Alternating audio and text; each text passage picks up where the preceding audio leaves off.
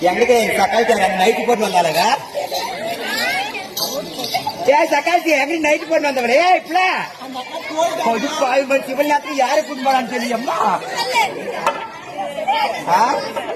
ஏன் ஆம்பளை கூட்டு போயிட்டு போல ஒரு வேலை வீட்டுக்கு வீட்டுல வளர்த்து காட்டானுக்கு அவர் பண்ணா சாமி பண்ணி போடுறோம். எப்படி கண்ணாடி காசு சொல்றது?